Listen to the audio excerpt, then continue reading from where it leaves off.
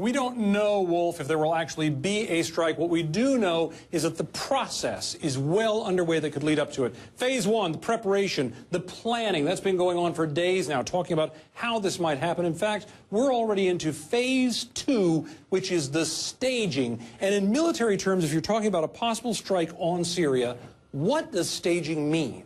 Tom, what that means is the United States will take advantage of its strategic presence that's already in the region in places like Italy, it's in Turkey, it's in Qatar.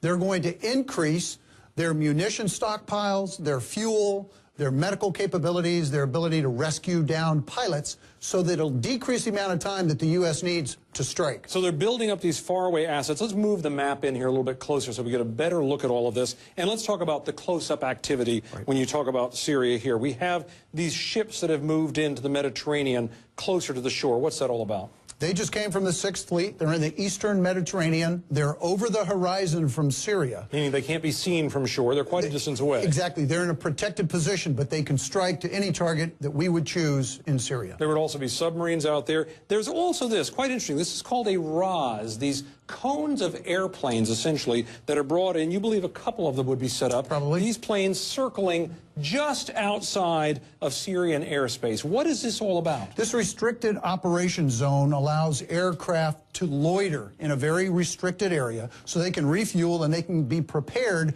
to be employed very, very quickly, again, against targets as they're designated. Just outside of Syrian airspace. And all of this is in preparation for Phase 3, if it comes. We don't know that it will, but the execution phase is when, and let me get rid of the airplanes here so you can see it a little bit, is when we would actually have these cruise missiles start launching into this country. Some may come from ships, some may come from submarines, some may come from airplanes. Absolutely. How many are we talking about? We could see maybe 200. Now, that's clearly an estimate. We saw 725 when we went to war in Iraq in 2003, 161 just 2 years ago in Libya.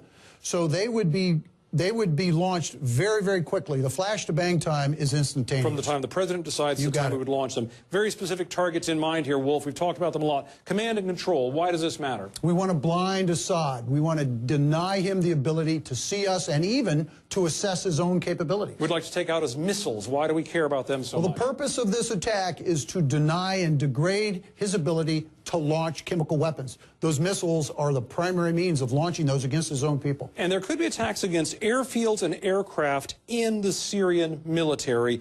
This is not so much, though, about the chemical weapons. It's about something else. It's about retaliation. We don't want to have Assad strike against our capabilities as we are preparing and as we are executing these tasks. So we'll go after those. They'll be in the target list toward the top. And that is roughly the battle plan, all of it aimed at reaching, ultimately, Phase 4 in all of this, which is stability. And you make a very clear point that for all of this happening, if it comes to pass, that the goal is not stability for Syria in the end. There would still be a civil war. This is a different type of stability. Yeah, the carnage of the civil war will continue. The stability we're talking about is we're not striking them and they are no longer striking us. That would be the culmination of these 4 steps if they come to pass, Wolf. This is the classic military approach to this, and that's what military forces in the U.S. and among allies in the region are getting ready for if it leads to that.